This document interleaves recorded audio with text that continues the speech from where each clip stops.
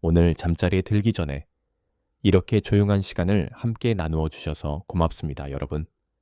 긴 하루를 보낸 뒤 몸과 마음이 조금 지쳤다면 지금 이 순간만큼은 아무것도 하지 않아도 괜찮으니 그냥 편하게 누워 있어 주세요. 이야기를 들으며 마음이 서서히 느슨해지고 눈꺼풀이 천천히 무거워지기를, 그래서 오늘 밤도 여러분에게 평온한 꿈이 찾아오기를 조용히 바라봅니다. 이제 우리는 아주 멀리 그리스와 로마가 서로 스쳐 지나가고 부딪히던 먼 옛날로 천천히 걸어 들어가 보려고 합니다.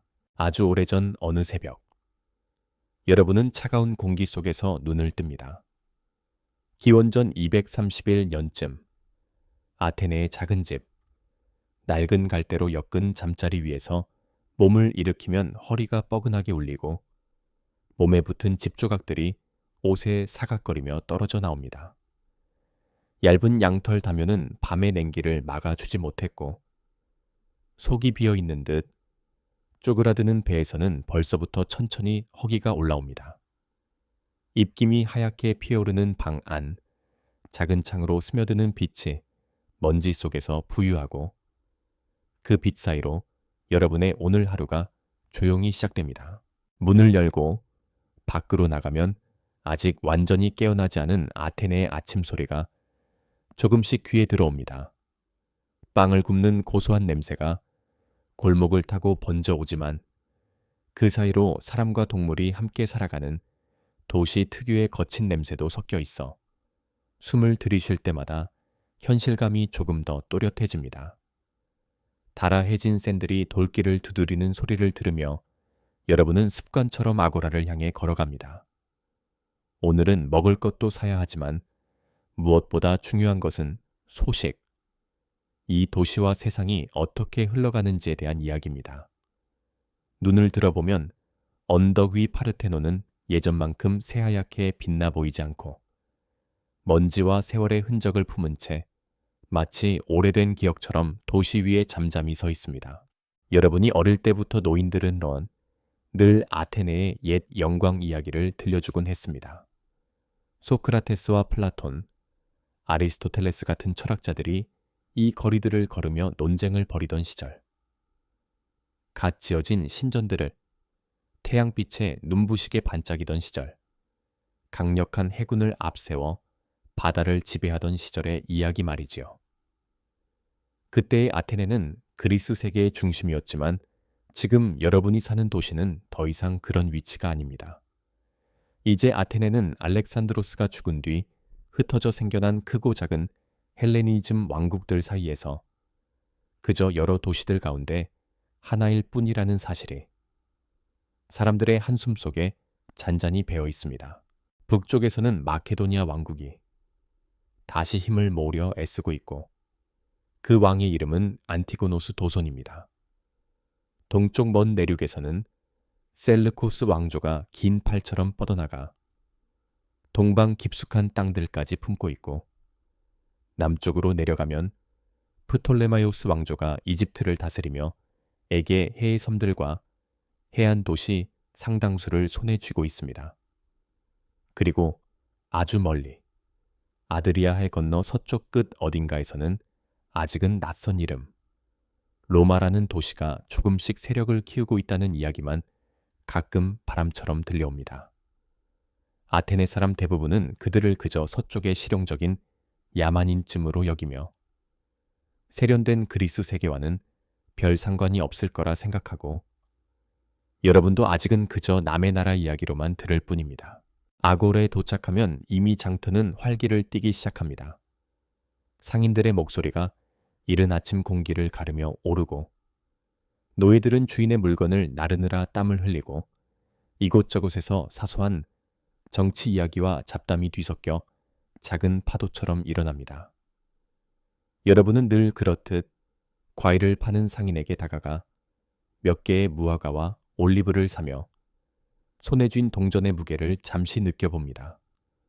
배가 고파 하나를 입에 넣자 짭조름하고 기름진 맛이 혀 위에 번져 잠시나마 걱정이 밀려나고 그 틈을 타 조용히 새로운 이야기를 꺼낼 마음이 생깁니다.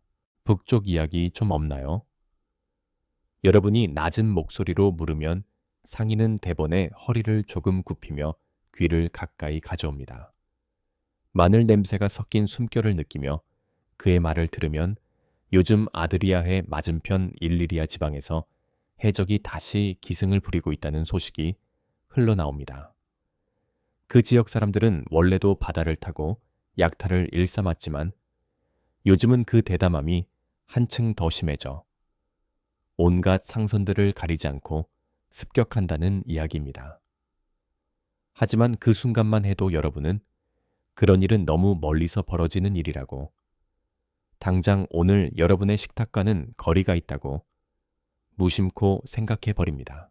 그러나 그 일리리아 해적들이 노리는 배들 가운데에는 로마에서 온 이탈리아 상인들의 배도 여럿 섞여 있었습니다. 로마는 서로 싸우기 바쁜 그리스의 도시 국가들과는 달리 상업과 이익을 해치는 위협을 그저 참고 넘기는 나라가 아니었지요. 이미 얼마 전 그들은 카르타고라는 강력한 적과 첫 번째 큰 전쟁을 치른 뒤 겨우 숨을 고르던 중이었지만 이 바다의 약탈자들에 대한 분노가 점점 쌓여가고 있었습니다. 그러는 동안 여러분의 하루는 여전히 비슷한 리듬으로 흐르고 먼 바다에서 꿈틀거리는 그 움직임은 아직 여러분의 어깨를 스치는 햇살처럼만 느껴질 뿐입니다. 일과가 있는 날이면 여러분은 작은 작업장으로 향합니다. 손은 30년 가까이 쇠를 두드려 온 탓에 거칠고 두툼해졌고 오늘은 부유한 손님을 위한 청동 램프를 정성스럽게 만들고 있습니다. 문으로 들어오는 지중해의 햇빛이 작업장 안을 환하게 비추고 망치질이 만들어내는 규칙적인 금소금이 마치 심장 박동처럼 공간을 채우며 뜨거운 쇠를 물에 담그는 치익하는 소리가 때때로 그 리듬을 부드럽게 끊어줍니다. 몸이 움직임에 익숙해지면서 마음은 점점 고요해지고 하루의 근심도 잠시 쇠 부스러기와 함께 바닥으로 떨어져 나가는 듯합니다. 어느 날 두드리던 망치를 잠시 내려놓고 밖으로 나와보니 골목 끝에 사람들이 동그랗게 모여 웅성거리고 있습니다. 먼 길을 다녀온 상인으로 보이는 사내가 새빨간 얼굴로 손짓을 섞어가며 이야기를 쏟아내고 사람들의 눈동자는 그의 입술을 쫓아 이리저리 흔들립니다. 그의 말에 따르면 로마에서 온 사절단이 일리리아의 여왕 트텍에 찾아가 해적질을 그만두라고 요구했고 그렇지 않으면 미던 로마가 직접 나설 것이라 경고했다고 합니다. 주위 사람들 가운데 누군가는 코웃음을 치며 아드리아해 건너 그쪽에서 로마가 대체 무엇을 할 수 있겠느냐고 말하지만 상인은 고개를 저으려며 로마를 얕보지 말라는 말을 덧붙입니다. 그 상인은 이탈리아 땅까지 직접 가본 적이 있다고 합니다. 그의 말로는 로마 사람들은 우리처럼 화려한 신전이나 아름다운 조각에는 그다지 관심이 없지만 길과 다리, 군대와 규율에는 놀라울 만큼 신경을 쓴다고 합니다. 한번 원한을 품으면 아주 오랫동안 잊지 않고 일을 벌이기로 하면 차근차근 끝까지 밀고 나가는 사람들.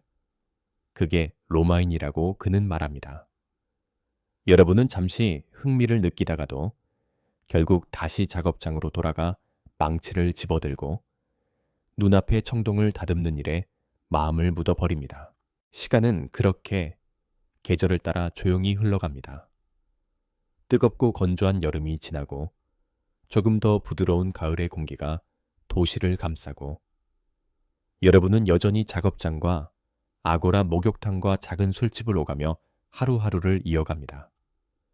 그러던 어느 날 아테네의 골목길을 뒤흔드는 소문 하나가 번개처럼 퍼져나옵니다. 일리리아로 향한 로마 사절 가운데 한 사람이 살해되었고 로마가 마침내 분노를 터뜨렸다는 소식입니다. 로마는 큰 군대를 일리리아 해안으로 보냈다고 합니다. 많이 넘는 병사와 수백 척에 이르는 배들이 아드리아해를 건너갔다는 소식은 바다 건너 나라의 이야기였던 로마를 비로소 눈앞까지 끌어당겨 놓습니다. 이전까지 그리스인들에게 로마는 저 멀리 서쪽의 이름일 뿐이었지만 이제 로마의 깃발이 일리리아 땅에 꽂혔다는 사실은 그들의 그림자가 점점 동쪽으로 길어지고 있다는 뜻이기도 합니다. 저녁 술집에서 친구들과 포도주를 나누며 이 이야기를 들을 때 누군가는 아직도 로마 군대를 우습게 여기지만 옛 군인 노인은 카르타고와 싸워 결국 승리한 군단을 만만히 보면 안 된다며 잔을 조용히 내려놓습니다. 로마와 일리리아의 전쟁은 생각보다 빠르게 끝납니다. 여왕 트타는 굴욕적인 조건을 받아들여야 했고 영토 일부를 잃고 로마의 조공을 바치게 됩니다. 이제 로마는 아드리아해 동쪽, 그리스와 마주보는 해안에 확실한 발판을 마련하게 되었고 여러분은 처음으로 마음 깊은 곳에서 서늘한 기운이 스며드는 것을 느낍니다.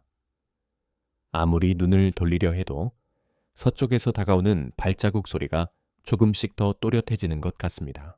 세월은 사람도 도시도 조금씩 바꾸어 놓습니다. 여러분의 머리카락은 관자놀이부터 희끗희끗해지고 하루 일을 마친 뒤 찾아오는 허리와 관절의 통증은 점점 더 깊어져 가끔은 자리에 누운 채 천장을 바라보며 한참을 숨만 고르게 됩니다. 그 사이 세상도 바뀌어 마케도니아에서는 안티고노스가 죽고 젊은 왕 필리포스가 왕위를 잇습니다.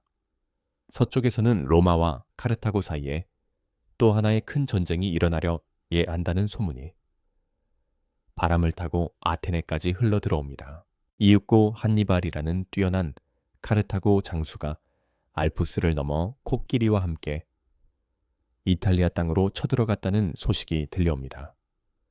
아테네의 거리와 술집에서는 이 기묘한 이야기로 한동안 떠들썩해지고 누군가는 코끼리를 본 적도 없으면서 상상 속의 동물을 손짓으로 그려 보입니다.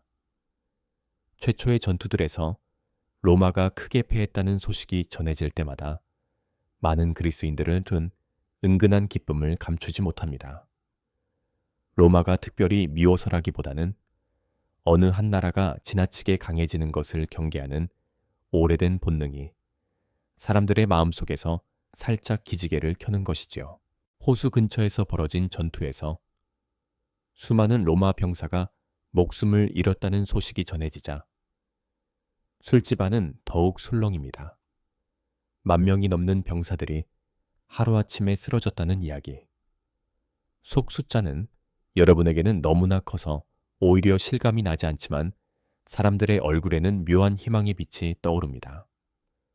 혹시 로마가 이번 전쟁으로 무너질지도 모른다는 상상은 카르타고에 대한 특별한 애정이 있어서가 아니라 서쪽의 거대한 힘이 조금은 꺾일 수 있다는 기대 때문입니다.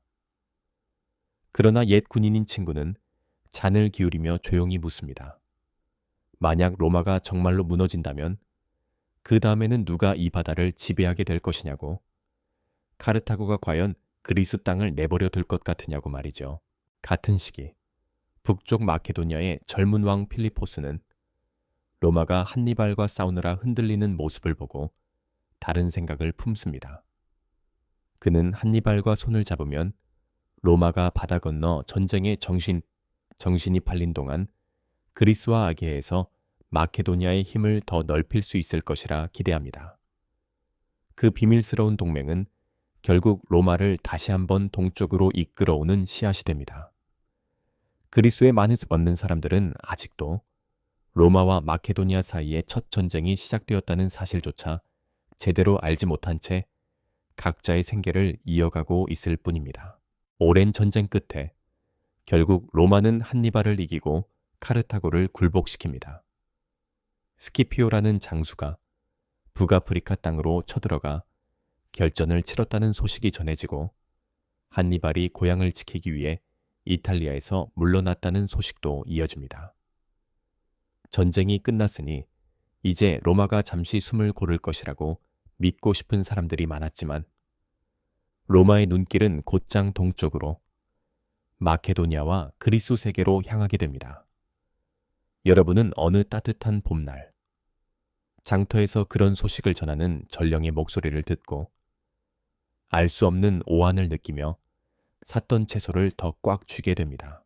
카르타고를 굴복시킨 지 그리 오래되지 않아 로마는 다시 한번 군단을 동쪽 바다로 보냅니다.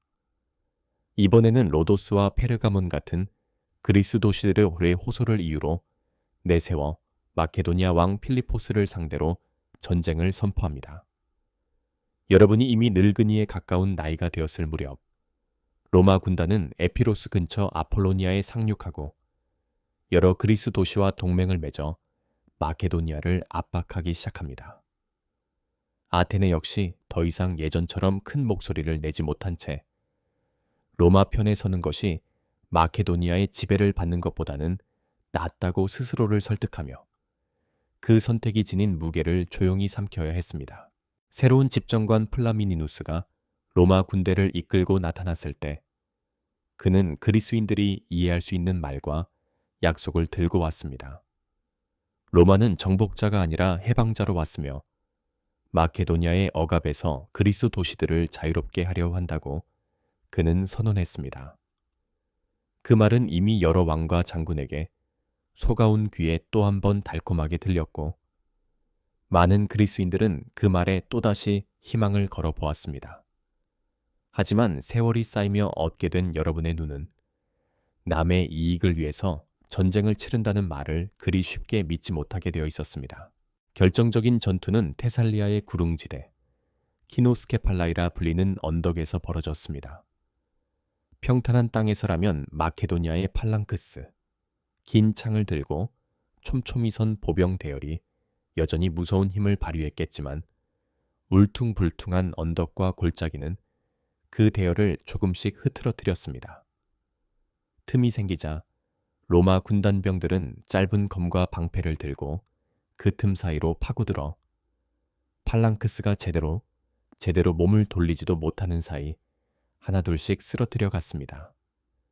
수천의 마케도니아 병사가 그 언덕에서 쓰러졌고 더 많은 이들이 포로가 되었으며 필리포스 왕은 겨우 목숨만 건져 달아나야 했습니다.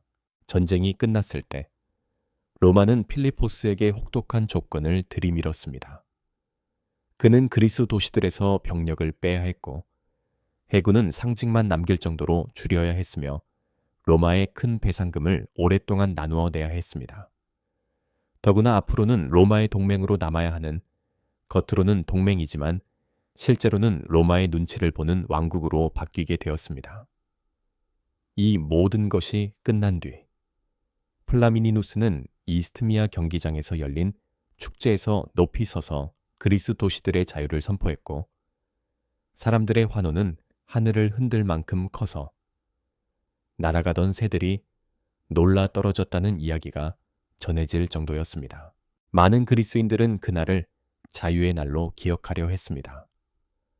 더 이상 마케도니아의 왕이 그리스 도시에 주둔군을 두지 못하게 되었고 세금과 간섭에서 벗어나는 듯 보였기 때문입니다.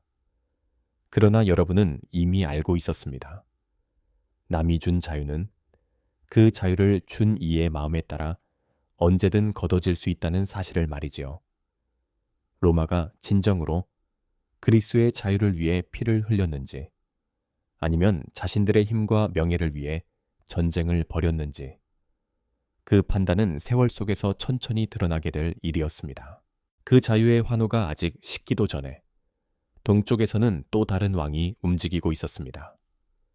셀루코스 왕국의 왕 안티오코스 3세가 군대를 이끌고 유럽으로 넘어와 그리스 일부 도시들과 손을 잡은 것입니다. 한때 로마의 동맹이었던 아이톨리아 연맹은 이제 로마가 새로운 지배자가 되었다는 사실을 깨닫고 마케도니아 대신 셀루코스 왕에게 몸을 기댈 수 있을지 기대했습니다. 그러나 그것은 너무 늦게 온 깨달음이었고 또 다른 실수의 시작이기도 했습니다. 테르모필라이, 레오니다스와 스파르타 병사들이 옛 페르시아 전쟁 때 마지막까지 버티던 그 좁은 길목에서 이번에는 로마 군단과 안티오코스의 군대가 맞붙었습니다. 지형은 여전히 좁았지만 상황은 이미 달라져 있었지요. 로마는 더 이상 이 지역에서 낯선 손님이 아니었습니다. 전투는 셀루코스 쪽에 매우 불리하게 흘러갔고 안티오코스는 결국 바다 건너 아시아로 물러날 수밖에 없었습니다. 로마는 거기서 멈추지 않고 아시아 소아시아까지 군대를 보내 마그네시아 근처에서 또 한 번 안티오코스를 크게 꺾었습니다.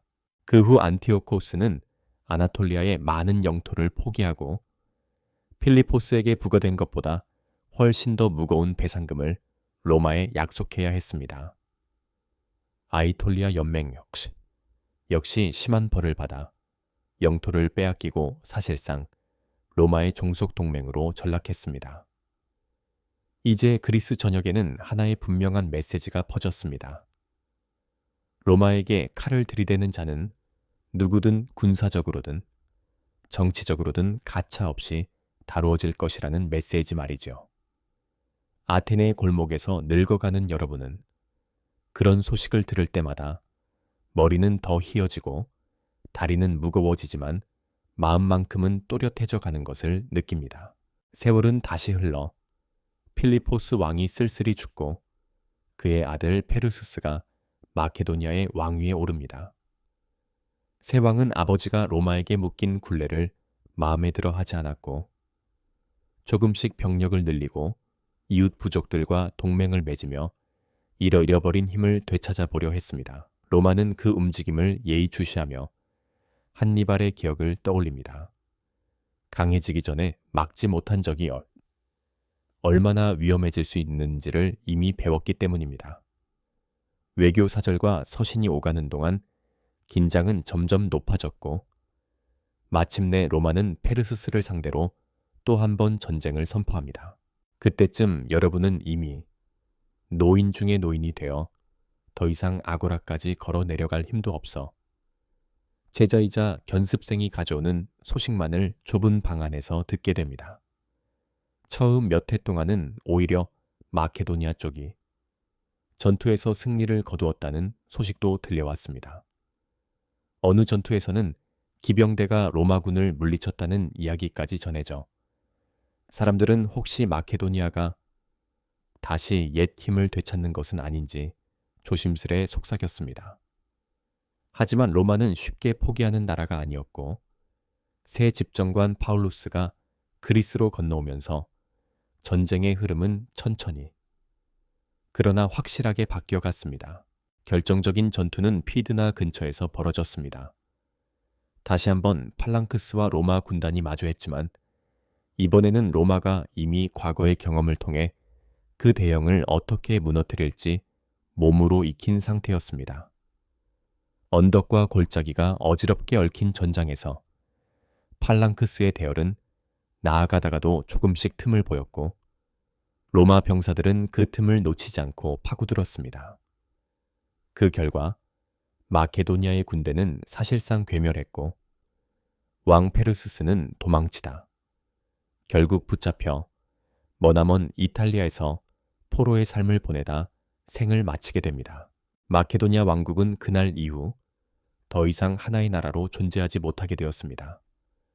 로마는 그 땅을 여러 조각으로 나누어 서로 교류하지 못하게 해댔고 왕실이 운영하던 광산들을 모두 폐쇄해 잔대 경제의 숨통을 조였습니다. 에피로스 지방에서는 로마에 반대한 혐의를 받은 도시들이 수십 곳이나 파괴되고 수만 명이 노예로 끌려갔습니다. 도시 하나하나의 이름은 시간이 흐르며 잊히겠지만 불타는 집과 울부짖는 사람들의 풍경은 오랫동안 사람들의 마음과 이야기 속에서 떠돌게 됩니다. 여러분은 이제 침대에서조차 제대로 몸을 일으키기 힘든 노인이 되어 예전 견습이던 이가 건네는 소식을 흐릿한 눈으로 들으며 조용히 묻습니다. 아테네는 우리 그리스는 어떻게 되는 것이냐 하고 그 물음에 제자는 여러분의 손을 꼭 쥐고 대답합니다. 우리는 버틸 겁니다, 스승님. 몸은 로마의 지배 아래 있어도 우리의 말과 철학, 예술과 신들은 여전히 우리 곁에 있으니까요. 이미 많은 로마의 젊은이들이 그리스로 와서 철학을 배우고 우리 조각과 건축을 흉내내니 언젠가는 우리가 그들을 다른 방식으로 정복하게 될지도 모릅니다. 여러분은 그 말을 믿고 싶은 마음으로 살며시 미소를 지어보지만 눈꺼풀은 점점 더 무거워지고 세상 소리는 멀어집니다. 여러분이 눈을 감고 긴 한숨과 함께 마지막 잠에 빠져드는 동안 그리스의 정치적인 자유는 로마의 발 아래 갈수록 희미해져 갔습니다. 아카이아 연맹이 마지막으로 저항을 시도하고 코린토스 같은 아름다운 도시가 로마 군대에게 불타고 주민들이 노예로 팔려가는 날이 찾아옵니다. 그날 로마는 카르타고라는 옛 적대 도시도 함께 무너뜨리고 그리스 땅을 아카이아라는 이름의 속주로 완전히 편입시키지만 여러분은 다행히 그 잿빛 풍경을 눈으로 보지 않아도 되는 시간 속에 잠들어 있습니다. 세월은 한 세기를 훌쩍 뛰어넘어 흘러갑니다. 이제 다른 아침, 다른 몸, 다른 도시에서 여러분은 다시 한번 눈을 뜹니다. 따뜻한 햇빛이 작은 창을 통해 방 안으로 스며들고 발 아래 차가운 타일, 바닥의 감촉이 온몸으로 올라오며 여러분은 서서히 현실로 돌아옵니다. 여기는 옛날 부유한 상업 도시였지만 한때 완전히 파괴되었다가 이제는 새로운 모습으로 다시 태어난 코린토스입니다.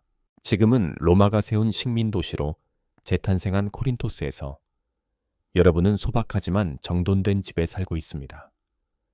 아버지는 아테네 출신의 그리스인이었고 어머니는 일리리아와 이탈리아 사이를 오가던 상인의 딸이었습니다. 여러분의 피에는 그리스의 옛 기억과 로마의 현재가 함께 흐르고 그 덕분에 그리스베리아와 라틴어를 모두 읽고 쓸 수 있습니다. 그래서 여러분은 로마 관리의 서기관이자 통역으로 일하며 로마 행정과 그리스 시민 사이를 잇는 다리 같은 역할을 하고 있습니다. 침상에서 일어나 대야의 찬물로 얼굴을 씻으면 잠의 잔향이 사라지고 머릿속이 조금 맑아집니다.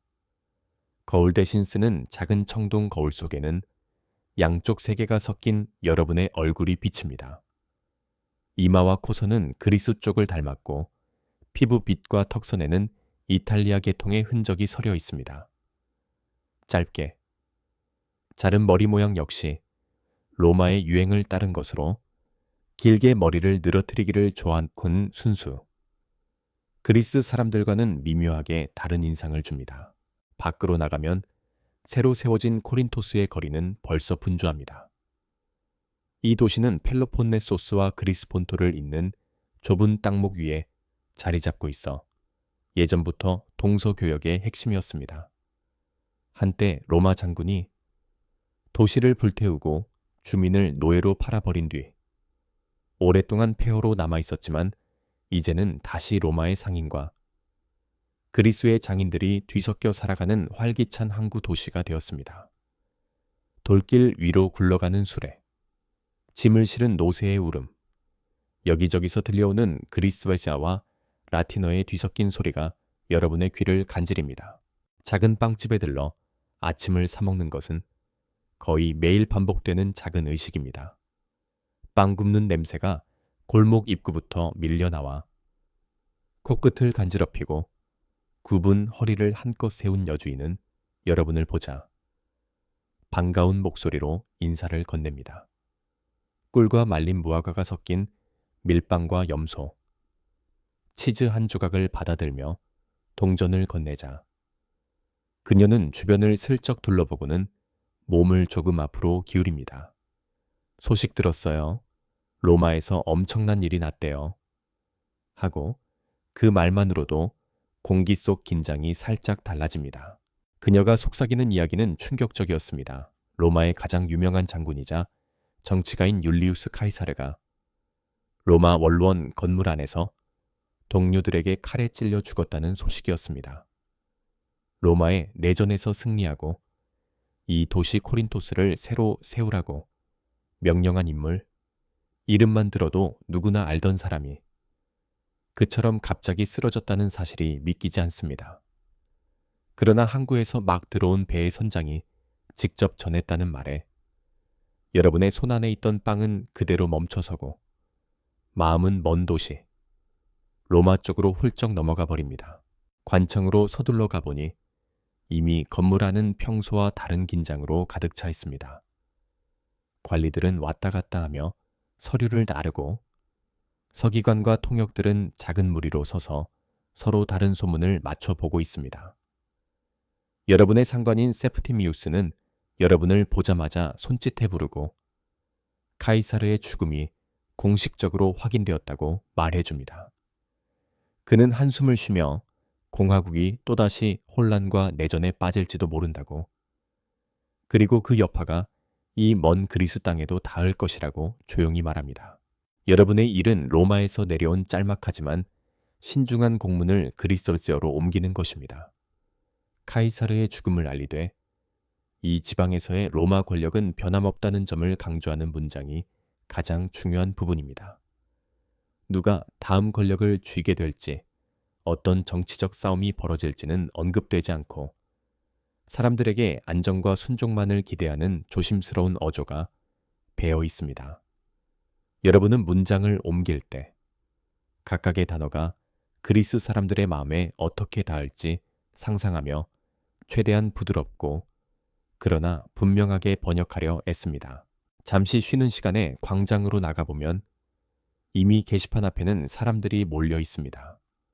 라틴어와 그리스어로 나란히 적힌 공문을 읽고 어떤 이들은 안도의 한숨을 쉬고 또 어떤 이들은 눈살을 찌푸리며 무언가를 속삭입니다.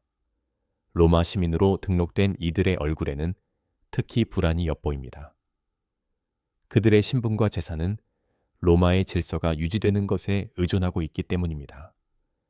그리스인들 사이에서는 로마의 정치 싸움이 다시 이 땅을 전쟁터로 만들지도 모른다는 오래된 기억이 되살아나 말없는 초조함이 느껴집니다. 그날 밤 오랜 친구 티모스가 여러분의 문을 조심스레 두드립니다. 그는 와인 상인의 조수로 일하며 로마와 그리스 도시를 오가며 여러 소문을 듣는 이였습니다. 집 안작은 등불 아래에서 마주 앉자. 그는 낮게 그러나 뜨겁게 말합니다. 지금이야말로 그리스가 다시 일어설 기회일지도 모른다고. 로마가 서로 싸우느라 정신이 없는 사이 그리스 도시들이 함께 힘을 모으면 잃었던 독립을 되찾을 수 있지 않겠느냐고 말이죠. 여러분은 그의 말을 차분히 듣다가 고개를 천천히 저희해 보입니다. 이제 그리스 도시들 사이에는 로마 출신 시민도 많고 로마와 얽힌 이해관계도 복잡하게 얽혀 있습니다. 예전에 불타버린 옛 코린토스의 이야기, 로마에 맞서다 완전히 사라져버린 도시의 운명이 떠올라 마음 한켠이 서늘해집니다. 한때 자유를 위해 검을 들었다가 결국 도시와 사람 모두를 잃었던 이야기들이 여러분에게는 단순한 전설이 아니라 같은 땅에서 흘러나온 경고처럼 느껴집니다. 시간이 조금 더 흐르면서 로마에서는 새로운 동맹이 형성됩니다. 카이사르의 조카이자 후계로 지목된 젊은 옥타비아누스, 그리고 마르쿠스 안토니우스, 레피두스라는 인물들이 손을 잡고 카이사르를 죽인 자들을 처벌하겠다고 선언합니다. 그들은 반대파와 경쟁자들을 목록에 올려 죽이고 재산을 빼앗는 가혹한 조치를 취하기 시작했고 그 피해 소식은 지중해 전역을 타고 이곳 코린토스까지 흘러옵니다. 브루투스와 카시우스는 동쪽으로 달아나 군대를 모으고 있고 새 동맹은 그들을 추격하기 위해 많은 병력과 물자를 요구합니다. 관청에서는 각 그리스 도시와 마을에 보낼 공문을 준비하느라 분주해집니다. 추가 세금과 곡물, 군대를 위한 물자, 심지어는 젊은이들을 보조 병력으로 보내라는 요구까지 많은 부담이 그 속에 담겨 있습니다. 여러분의 손은 하루 종일 글자를 적느라 경련이 날 듯 아프고 머리는 문장 하나하나가 지닌 무거운 의미를 생각하느라 더욱 피곤해지고 밤이 되어 집으로 돌아오는 길은 언제나보다 더 길게 느껴집니다. 그러던 어느 저녁, 골목 모퉁이의 어둠 속에서 누군가 여러분의 앞을 막아 서는데 그 얼굴은 익숙하면서도 어딘가 피로에 절어 있습니다. 바로 티모스였습니다. 그는 여러분을 도시 외곽, 오래된 포세이돈 신전의 작은 터로 데려갑니다. 로마가 다시 세운 도시가 있기 전부터 돌보지 않는 이곳은 낡은 돌기둥과 해풍에 다른 신상만이 남아있는 조용한 장소입니다. 희미한 등불 아래에서 티모스는 말합니다. 오늘 밤 도시를 떠나 동쪽으로 갈 것이라고. 브루투스와 카시우스의 군대에 합류해 로마의 싸움을 그리스의 자유를 위한 싸움으로 바꾸어 보려 한다고. 그의 눈빛은 두려움과 결심이 뒤섞여 있고 여러분은 한동안 말없이 그 눈을 바라보다가 숨을 천천히 들이쉬고 내쉽니다. 그는 여러분에게 함께 가자고 또 한 번 권합니다.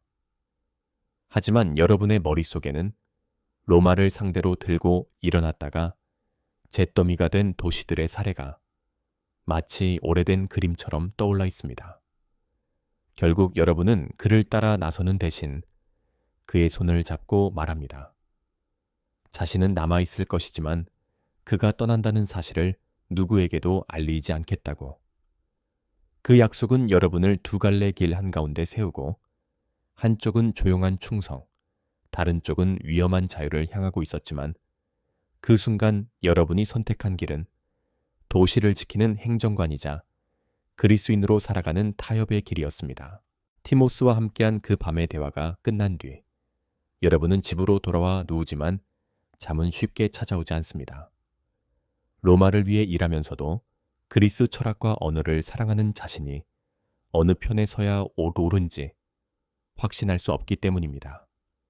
결국 눈을 감고 숨을 고르다 보면 그 답은 오늘이 아닌 다른 날, 혹은 우리 이야기가 끝나고 난 뒤에야 조금씩 모습을 드러낼지도 모른다는 생각이 들며 마음이 서서히 풀립니다. 그렇게 여러분의 호흡이 잔잔해질 때 우리의 이야기도 잠시 다른 시대로 자리를 옮깁니다. 이번에는 아테네입니다. 그러나 여러분이 알던 그 아테네보다 훨씬 나이가 들어 로마의 통치 아래 놓인 지 오래인 도시입니다. 서기 60여 년, 여러분은 다시 한번 눈을 뜹니다. 이번에는 대리석 먼지가 공기 속에 부유하는 작업장 한가운데에서 말이죠. 손에는 망치와 끌이 들려 있고 눈앞에는 아폴론의 흰 대리석상이 거의 완성된 모습으로 서 있습니다. 그리스의 전통적인 비례와 조형에 요즘 로마인들이 좋아하는 조금 더 사실적인 표현을 살짝 섞어 넣은 작품입니다. 아테네는 정치적 힘을 잃은 지 오래지만 여전히 예술과 철학의 도시로 로마 전역에서 사람들을 끌어들이고 있습니다. 부유한 로마 귀족과 관리들은 자신들의 집과 정원을 장식할 그리스풍 조각을 얻기 위해 너나 없이 지중해를 건너옵니다. 어떤 이들은 완전히 새로운 작품을 주문하지만 많은 이들이 옛 명작을 본떠 만든 정교한 모사품에도 만족합니다. 여러분의 작업장에서는 그런 주문들이 끊이지 않고 덕분에 손은 늘 바쁘고 지갑에는 예전보다 조금 더 많은 동전이 쌓입니다.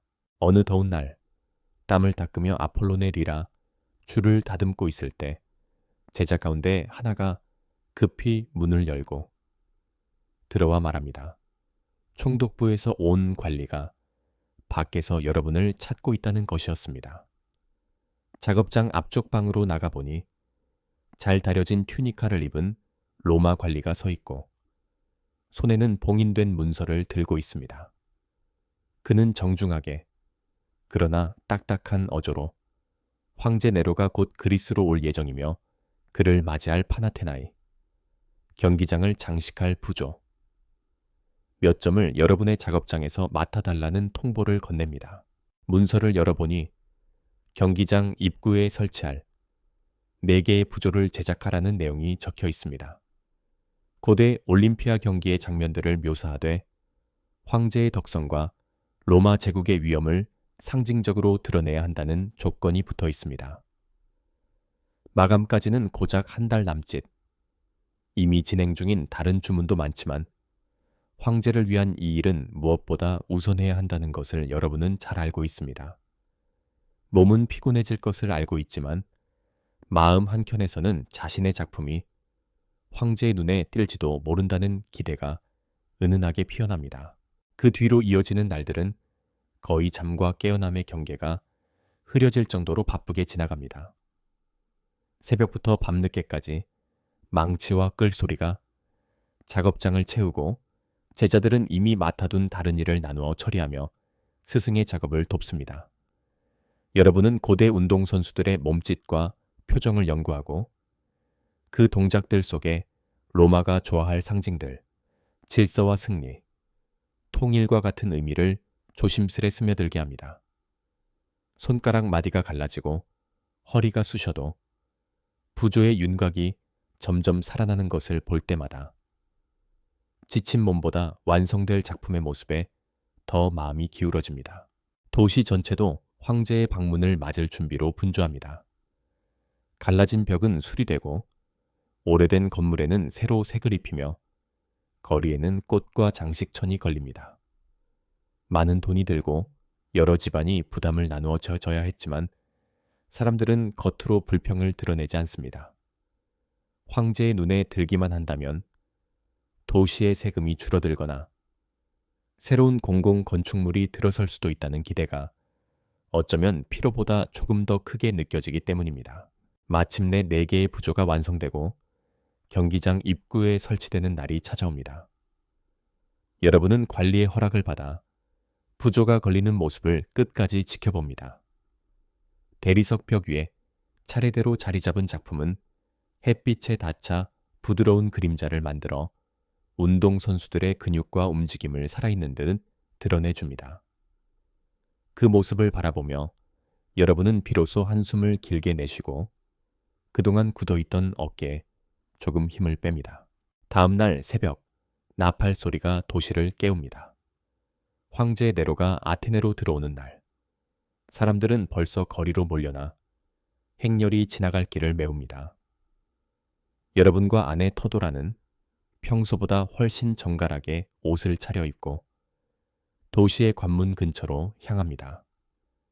햇살은 점점 강해지지만 사람들의 기대와 호기심이 만들어내는 열기는 그보다 더 뜨겁습니다. 먼저 로마의 독수리 깃발과 군단 깃발을 든 병사들이 행렬의 앞을 이끌고 그 뒤를 프라이토리안이라고 불리는 황제의 친위병들이 빽빽한 대열을 이루어 따릅니다. 반짝이는 갑옷과 규칙적인 발걸음, 표정 없는 얼굴들이 만들어내는 기이한 장관은 로마의 힘을 눈으로 보여주는 듯합니다. 그 뒤로는 그리스 출신의 도시관리들과 로마 총독이 함께 걸으며 황제와 이 도시 사이에 다리가 되어줍니다. 마침내 황제 네로가 황금과 자주색으로 장식된 마차를 타고 모습을 드러내자 사람들의 환호가 파도처럼 일어납니다. 네로는 스스로를 그리스 문화의 친구이자 심지어 아폴론과 같은 예술가라고 여기는 인물이었습니다. 그의 옷과 머리 장식에서도 그런 자부심이 느껴졌고 그는 그리스 글자로 사람들의 환호에 답하며 이 도시에 대한 사랑과 존경을 길게 늘어놓습니다. 그의 말이 진심인지 아니면 정치적인 제스처인지 사람들마다 생각이 다르겠지만 적어도 그 순간만큼은 도시 전체가 오래된 영광을 다시 떠올리려 애쓰는 듯합니다. 여러분은 군중 속에서 조용히 그 모습을 지켜보며 자신이 만든 부조가 곧 황제의 눈에 들어갈지 모른다는 생각에 갑자기 심장이 조금 더 빨리 뛰는 것을 느낍니다. 경기장에서는 여러 날에 걸쳐 경기와 공연이 열립니다. 달리기와 씨름, 원반 던지기 같은 익숙한 종목들 사이로 황제를 위한 특별한 행사들이 섞여 들어갑니다. 네로는 단순히 관객으로 앉아있는 것을 넘어서 직접 음악을 연주하고 노래를 부르며 심지어 전차 경기에도 출전하겠다고 선언합니다. 이를 두고 의견은 갈립니다. 어떤 이는 황제가 그리스 문화를 진심으로 사랑해 그 전통을 함께 누리려 한다고 보지만 또 어떤 이는 황제가 자신의 허영심을 채우기 위해 신성한 경기의 규칙을 흔든다고 불편해합니다. 전차 경기가 열리는 날, 경기장 안은 숨소리조차 크게 느껴질 만큼 긴장으로 가득 찹니다. 네 마리 끄는 전차들이 출발선에 나란히 서고 황제가 직접 손에 고삐를 쥔 모습이 사람들의 시선을 모읍니다. 경기 시작을 알리는 소리가 울리자 말들이 일제히 앞으로 치고 나가며 흙먼지가 허공으로 치솟습니다. 처음 몇 바퀴 동안 황제의 전차는 중간 정도에 머물지만 점점 뒤로 밀리기 시작합니다. 어느 순간 회전 지점을 돌다가 황제의 전차가 크게 흔들려 거의 뒤집힐 뻔합니다. 사람들은 숨을 들이마시며 그 장면을 지켜보고 겨우 균형을 다시 잡은 황제의 전차는 이미 선두와 큰 차이가 난 뒤였습니다. 그때 다른 전차들이 속도를 조금씩 늦추기 시작합니다. 아주 티나지 않게. 그러나 눈 밝은 이들이라면 분명히 알아볼 수 있을 만큼 말이지요. 결국 마지막 바퀴에서는 황제의 전차가 가장 먼저 결승선을 통과하고 사람들의 환호와 함께 승리의 월계관이 그의 머리 위에 씌워집니다. 많은 사람들은 그 장면을 보며 서로 눈을 마주치고 짧은 웃음을 나눕니다. 황제가 진심으로 이기는 것이 중요한 것이 아니라 황제가 이긴 것으로 기록되는 것이 중요하다는 제국의 묘한 현실을 모두가 알고 있기 때문입니다. 그래도 네로는 진심으로 기뻐하는 듯 했고 그리스어로 길게 연설하며 아테네를 찬양하고 그리스의 예술과 철학을 높이 평가하는 말을 이어갑니다. 그의 말 속에는 로마가 그리스의 문화발을 정복하기보다 받아들이고 함께 이어가고자 한다는 아름답게 포장된 메시지가 담겨 있습니다. 그날 저녁 총독의 저택에서 열린 연회에 여러분도 초대를 받습니다. 경기장 부조가 큰 호평을 받았고 황제의 귀에도 그 소식이 들어갔기 때문이라고 사람들은 귀띔해 줍니다. 화려한 홀 안에서 여러분은 자신의 손이 다듬어낸 작품들이 황제의 여정의 일부가 되었다는 사실을 떠올리며 조심스레 자리로 향합니다. 머릿속에는 수많은 생각이 흘러가지만 입에는 최대한 차분한 미소를 머금고 한 사람의 아테네 시민으로서 품위를 잃지 않으려 애씁니다. 잠시 뒤 황제와 마주하는 짧은 순간이 찾아옵니다. 네로는 여러분의 이르름과 작품에 대해 이미 들은 듯 그리스어로 여러분에게 말을 건네며 주고 운동선수들의 움직임을 얼마나 잘 포착했는지 그리고 전통적인 양식을 얼마나 충실히 따랐는지 칭찬해 줍니다. 그는 로마가 길과 법과 질서를 제공한다면 그리스는 아름다움과 영혼을 제공한다고 말하며 두 세계가 합쳐져 하나의 제국을 이루었다는 스스로도 만족스러워하는 생각을 드러냅니다. 그리고 다음 날 이스트모스에서 그리스 도시들에게 특별한 자유와 혜택을 선포하겠다고 사람들 앞에서 환하게 공언합니다. 사람들은 그 말을 듣고 크게 환호하지만 동시에 서로 다른 해석을 마음속에서 품습니다. 세금이 줄어들고 로마 관리의 간섭이 조금 완만해질지도 모른다는 기대가 있는 반면 완전한 독립이 아닌 이상 이 자유가 어디까지인지는 아무도 모릅니다. 여러분은 집으로 돌아와 아내와 함께 그 이야기를 나누며 황제의 약속이 얼마나 오래, 얼마나 진심으로 지켜질지 곰곰이 생각해 봅니다. 그러다 결국 그 답은 지금 이 순간에 알 수 있는 것이 아니라 먼 훗날 역사가들이 한숨을 섞어 평가하게 될 일이라는 결론에 이르며 조금은 담담해집니다. 침상에 누워 눈을 감으면 낮 동안 본 장면들이 천천히 머릿속을 스쳐 지나갑니다. 황제의 전차가 휘청이던 순간 자신이 만든 부조 앞을 지나가던 수많은 사람들 그리고 네로가 연설하며 약속하던 그리스의 자유라는 말까지 여러분은 그 모든 장면 위로 파르테논과 오래된 아테네의 기억을 겹쳐 떠올리며 그리스가 정치적으로는 로마의 품 안으로 들어갔지만 문화와 사상에서는 여전히 스스로의 빛을 잃지 않기를 조용히 기도합니다. 숨이 점점 고루고루 이어지고 몸에서 힘이 빠져나가면서 우리는 또 한 번 시간을 건너뛰어 다른 삶, 다른 시대로 조용히 내려앉습니다. 이번에는 철학자입니다. 서기 120여 년 황제 하드리아누스가 제국을 다스리던 때 여러분은 아테네 아로파고스 언덕 근처의 소박한 집에서 눈을 뜹니다. 머리와 수염은 은빛으로 물들었지만 눈빛은 여전히 또렷하고 마음은 여전히 인문과 철학에 대한 열망으로 따뜻하게 살아 있습니다. 집 안 한쪽 방은 제자들을 가르치는 강의실로 쓰이고 벽에는 두루마리와 새 방식의 책, 코덱스가 가득 꽂혀 있습니다. 오늘도 여러 도시에서 온 젊은이들이 여러분의 집으로 모여듭니다. 어떤 이는 아테네 출신의 청년이고 어떤 이는 로마 관리의 아들로 고향에서는 라틴어를 쓰다가 이곳에와 그리스어를 배우고 있습니다. 여러분은 아리스토텔레스의 윤리학에서 말하는 행복과 덕에 대해 질문을 던지고 제자들은 각자의 생각과 경험을 바탕으로 조심스레 대답을 이어갑니다. 그리스 출신 제자들은 전통적인 미덕과 도시의 관습을 예로 들고 로마 출신 제자들은 법과 의무, 실용적인 관점을 더 자주 언급하면서 수업은 자연스럽게 두 세계의 사고방식을 서로 비추는 장이 됩니다. 수업이 끝날 무렵 로마 출신 제자 가운데 한 명인 마르쿠스가 다가와 말합니다. 아버지가 황제 하드리아누스가 완성한 올림피에이온, 올림포스의 제우스, 신전 봉헌식에 참석하게 되었고 그와 함께 여러분도 초대하고 싶다고 말이죠. 그 신전은 아테네 사람들이 몇 세대 동안이나 기초만 바라보며 살았던 긴 기다림의 상징 같은 존재였습니다. 페이시스트라토스 시절에 시작되었다가 중간에 여러 번 중단된 공사가 마침내 로마 황제의 손을 빌려 완성되었으니 그 봉헌식은 단지 종교 행사가 아니라 그리스와 로마의 새로운 관계를 드러내는 상징이기도 했습니다. 다음 날, 여러분은 가장 정갈한 히마티온을 걸치고 제자와 함께 신전이 있는 자리로 향합니다.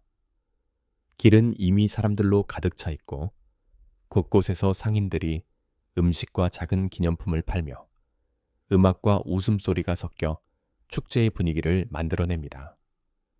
초청장을 보여주고 안쪽으로 들어가면 인파 사이에 작은 여유 공간이 생기고 그곳에서 여러분은 비로소 거대한 신전의 전모를 가까이에서 바라볼 수 있습니다. 수많은 코린트식 기둥이 하늘로 솟아있고 그 위로 눈부신 흰 대리석과 황금 장식이 태양빛을 받아 반짝이며 이 도시의 긴 기다림이 결실을 맺었음을 눈으로 보여줍니다. 옆에 서 있던 나이 지긋한 로마인이 여러분에게 조용히 말을 겁니다. 자신은 황제의 건축 자문을 맡고 있으며 이 신전이 얼마나 오랜 시간 사람들의 입에만 오르내리다가 이제서야 완성되었는지를 잘 알고 있다고 말합니다. 그는 이 건축물 안에 그리스의 비례 감각과 로마의 규모가 함께 담겨 있다고 이야기하며 때로는 너무 크다는 비판도 듣지만 시대가 요구하는 위험이 여기에 있다고 믿는다고 합니다. 여러분은 미소를 지으며 고전 아테네의 건축은 조금 더 절제된 조화를 추구했지만 이렇게 큰 규모 역시 나름의 아름다움을 지닐 수 있다고 부드럽게 대답합니다. 이윽고 황제 하드리아누스가 모습을 드러내고 봉헌식이 시작됩니다. 그는 그리스 철학과 언어에 능통한 군주답게 그리스어로 쓰여 연설을 하며 그리스 도시들이 제국의 문화적 근간이라는 점을 여러 차례 강조합니다. 또한 판헬레니온이라는 헬라스투 도시들의 연맹을 통해 그리스도의 정체성을 존중하고 지원하겠다는 약속을 덧붙입니다. 그 말을 들으며 사람들은 박수를 치고 환호하지만 동시에 이것이 어디까지나 로마 시간 아래 허용된 정체성이라는 사실도 어렴풋이 알고 있습니다. 행사가 끝나고 제자 마르쿠스와 함께 돌아오는 길에 그는 조심스럽게 질문을 던집니다. 스승님, 이렇게 제국의 도움으로 아테네가 다시 아름다워지고 학교와 도서관이 늘어나는 것이 옛날의 시민들이 누리던 자유를 잃은 것과 비교하면 어떤가요? 그 질문은 그리스가 로마에 정복된 뒤 수많은 사람들이 마음속으로 던졌을 물음과 다르지 않았습니다. 여러분은 잠시 침묵하다가 세상에는 무엇이 더 낫다고 단정짓기 어려운 선택들이 있으며 때로는 현실 속에서 지켜야 할 것과 포기해야 할 것을 가려내는 지혜가 중요하다고 천천히 말해줍니다. 정치적인 자율성을 최우선으로 여기는 이에게는 어떤 번영과 평화도 자유의 상실을 보상하지 못할 것이네. 하지만 전쟁과 약탈, 끊이지 않는 내전 속에서 살아온 이들에게는 제국의 질서와 길, 그리고 지식이 오갈 수 있는 안전한 바다가 무엇보다 소중할 수도 있지. 우리가 할 일은 주어진 현실 속에서 그리스의 언어와 철학, 예술과 기억을 계속 이어가는 것일세. 그렇게 한다면 비록 정치의 중심이 로마에 있더라도 정신의 토양은 여전히 이 땅에 남아있을 것이니 그날 밤 여러분은 집으로 돌아와 조용히 일기를 씁니다. 오늘 본 거대한 신전과 사람들의 표정, 황제의 말 속에서 느껴지는 진심과 정치적 계산, 그리고 제자의 질문과 자신의 답까지 조심스레 글자로 옮깁니다. 창밖에서는 아테네의 봄밤이 깊어가고 저 멀리 아크로폴리스 위 신전의 윤곽이 어둠 속에서도 희미하게 떠 있습니다. 몸을 뉘이고 눈을 감을 때 여러분은 언젠가 먼 훗날에도 누군가가 이 도시에서 철학을 이야기하고 옛 그리스의 책을 읽어줄 것이라는 희미한 확신을 품으며 서서히 잠속으로 내려갑니다. 시간은 또 한 번 크게 흘러 바다를 건너 한층 더 복잡해진 세상으로 우리를 데려갑니다. 이곳은 아테네도 로마도 아닙니다. 그러나 그 둘의 긴 이야기가 응축된 도시 콘스탄티노폴리스말입니다. 서기 530여 년, 여러분은 거대한 궁전 안에 마련된 서재에서 눈을 뜹니다. 창밖으로 보이는 도시의 풍경은 놀라울 만큼 웅장하고 수많은 돔과 탑, 궁전과 교회가 햇빛을 받아 반짝이고 있습니다. 여러분은 이제 그리스어를 쓰는 학자이자 황제 유스티니아누스의 곁에서 법과 역사, 고전 지식을 자문하는 사람이 되어 있습니다. 책상 위에는 라틴어와 그리스어로 된 많은 문서와 책들이 쌓여 여기 앉고 그 가운데에는 로마법을 정리하고 새롭게 엮어내는 작업도 포함되어 있습니다. 동쪽 제국에서 행정과 신앙의 언어는 점점 그리스어제로 기울었지만 법의 뿌리는 여전히 라틴어로 남아있어 여러분 같은 이들이 두 언어를 넘나들며 과거와 현재를 이어줍니다. 펜촉을 적시며 글자를 옮길 때마다 여러분은 마치 아주 오래된 나무에 나이테를 손으로 더듬는 듯한 느낌을 받습니다. 창밖에서는 하기야 소피아 대성당에 종소리가 울려 퍼지고 도시 곳곳에서 그 소리에 답하는 기도, 소리가 낮게 피어오릅니다. 이 도시는 스스로를 여전히 로마라 부르지만 말하는 언어와 노래, 성상의 그림과 건축의 형태는 분명히 그리스적인 색채를 더 짙게 띠고 있습니다. 언젠가 먼 미래의 학자들은 이 제국을 비잔틴이라고 부를지도 모르지만 지금 이 시대를 사는 사람들에게는 그냥 로마 그리고 동시에 그리스입니다. 그리스와 로마 두 이름은 이 도시에서 완전히 하나로 엮여 어느 하나만으로는 설명할 수 없는 새로운 모습을 만들어내고 있습니다. 잠시 일을 멈추고 작은 예배실에 들어가 금빛 성상 앞에서 조용히 기도를 올립니다. 그리스 철학자들이 말하던 로고스와 기독교가 말하는 말씀과 빛이 여러분의 마음속에서 부드럽게 겹쳐집니다. 플라톤과 아리스토텔레스의 이름을 여전히 존중하면서도 이제는 성인들의 이름과 복음서의 구절을 함께 떠올리는 삶. 그것이 여러분이 선택한 길입니다. 기도를 마치고 다시 서재로 돌아오면 잠시 후 용맹한 장군 벨리사리우스가 찾아온다는 소식이 전해집니다. 그는 국경 방어를 맡아 먼 곳에서 싸우다 돌아온 젊은 장군으로 놀랍도록 냉정하면서도 사려 깊은 사람입니다. 그는 여러분에게 제국이 잃어버린 서방의 옛 영토를 다시 되찾을 꿈에 대해 이야기합니다.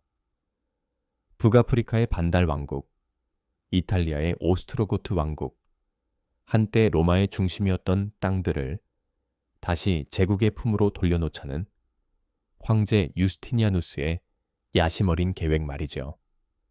여러분은 그의 이야기를 들으며 머릿속으로 오래전 로마 군단이 그리스로 들어오던 날의 이야기를 떠올립니다. 역사가 한 바퀴를 돌아 다시 새로운 모양으로 반복되는 듯한 느낌입니다. 계엄으로 땅을 되찾을 수는 있겠지요. 여러분은 조용히 말합니다. 하지만 그곳에 다시 로마의 질서를 세우려면 법과 언어, 행정이 함께 따라가야 합니다. 벨리사리우스는 고개를 끄덕이며 그래서 여러분이 정리하는 법전이 중요하다고 말합니다. 옛날 로마의 법과 지금, 제국의 현실이 잘 이어져야 새로 편입된 땅을 안정시킬 수 있다고. 그 말을 듣고 있자니 여러분은 자신이 지금 하고 있는 조용한 작업이 먼 곳, 전쟁터에서 울리는 함성과 묵묵히 연결되어 있다는 사실을 새삼 실감하게 됩니다. 그러나 이 도시 자체도 지금 완전히 평온한 것은 아니었습니다. 경마 경기장에서 시작된 청색파와 녹색파의 갈등이 단순한 응원 경쟁을 넘어 정치와 종교의 분열을 실어 나르는 통로가 되어버린 지 오래입니다. 밤마다 도시 어딘가에서는 싸움이 일어나고 소문은 과장되거나 왜곡된 채 사람들 사이를 떠돌며 황제에 대한 불만이 그 속에서 섞여 나옵니다. 여러분은 그 소리를 들을 때마다 옛날 아테네와 코린토스에서 들었던 도시의 소음이 떠오르지만 이번에는 전혀 다른 규모와 위험이 느껴진다는 것을 알고 있습니다. 밤이 되어 창밖을 바라보면 콘스탄티노폴리스의 불빛들이 별처럼 반짝입니다. 성벽 너머로는 검은 바다가 잠들어 있고 그 바다는 한때 그리스 도시 국가들이 또 한때 로마 해군이 지배했던 바로 그 바다입니다. 이제 그 바다를 오가는 배들은 라틴어와 그리스며 시리아와 콥트하여 더 많은 언어와 물건 그리고 신앙을 함께 실어 나르고 있습니다. 여러분은 그 광경을 보며 그리스와 로마의 오랜 대화가 이제 더 많은 목소리와 섞여 더 넓은 세계의 언어로 이어지고 있다는 생각을 합니다. 침대로 돌아와 몸을 누이면 이 긴 이야기의 조각들이 하나씩 마음을 스쳐 지나갑니다. 언젠가 아테네의 가난한 장인이었던 삶, 코린토스의 서기관으로 로마와 그리스 사이를 오가던 삶, 네로의 방문을 준비하던 조각가의 삶, 하드리아누스 시대의 철학자로서 학생들을 가르치던 삶, 그리고 지금 이 거대한 도시의 학자로 살아가는 삶까지. 각각의 삶은 서로 다른 시대, 다른 옷과 다른 풍경 속에 있지만 그 안에 흐르는 질문은 늘 비슷합니다. 그리스와 로마가 서로에게 무엇이었는지, 정복과 피정복이 어떻게 하나의 문화로 녹아들었는지, 자신이 한 사람인지, 여러 사람의 꿈인지, 그런 것은 중요하지 않습니다. 중요한 것은 이 모든 이야기가 한 갈래의 긴 흐름 위에 놓여 있다는 감각입니다. 여러분은 알지 못합니다. 유스티니아누스가 곧 거대한 도시, 폭동을 힘겹게 진압하고 다시 한번 권위를 세울 것이라는 사실을, 벨리사리우스가 북아프리카와 이탈리아를 잠시나마 되찾을 것이라는 사실을, 또한 이 제국이 앞으로 수백 년 동안 조금씩 영토를 잃어가면서도 끊임없이 스스로를 바꾸고 마지막 순간까지 로마이자 그리스로 남아있을 것이라는 점도 모릅니다. 하지만 알 수 없는 미래에 대한 무지는 오히려 오늘 밤 여러분의 잠자리를 더 편안하게 만들어줄지도 모릅니다. 다만 우리가 지금 알고 있는 것은 하나입니다. 로마가 그리스를 무력으로 굴복시켰을 때 많은들은 이들은 그리스의 시대가 끝났다고 생각했지만 정작 로마인들은 그리스의 언어와 철학, 예술과 신들을 받아들이며 스스로를 바꿔나갔습니다. 정복자는 법과 길과 군단을 가져왔고 피정복자는 사유와 노래와 신화를 내놓았으며 둘은 서로를 닮아가며 전혀 새로운 무언가를 만들어냈습니다. 그렇게 태어난 그레코로만의 세계는 다시 기독교라는 신앙과 만나 또 한 번 변모했고 여러분이 살고 있는 이 제국의 모습으로 그리고 훗날 더 먼 나라들의 기억과 제도 속으로 깊숙이 스며들게 됩니다. 침대 위에서 여러분의 몸이 조용히 이완되고 호흡이 깊어질수록 이 긴 이야기는 점점 속삭임으로 변합니다. 아테네의 골목을 스치던 새벽 공기, 코린토스 항구의 파도 소리, 네로의 전차 바퀴가 내던 먼지, 올림피에온의 높다란 기둥 사이로 불어오던 바람, 콘스탄티노폴리스의 돔 위로 떠오르던 햇빛이 하나의 길다란 꿈처럼 이어집니다. 그 모든 시간과 장소 위로 변함없이 흐르는 것은 지중해의 물결과 밤하늘의 별빛입니다. 페리클레스의 시대에도, 카이사르의 시대에도, 하드리아누스와 유스티니아누스의 시대에도, 그리고 지금 여러분이 눈을 감고 있는 이 순간에도 말이죠.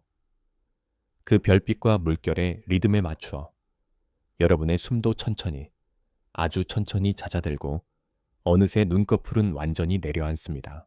오늘 우리는 로마와 그리스가 부딪히고 서로를 상처내고 그러나 결국 서로를 바꾸어가며 하나의 긴 문명을 만들어가는 이야기를 여러 사람의 삶을 통해 함께 떠올려 보았습니다.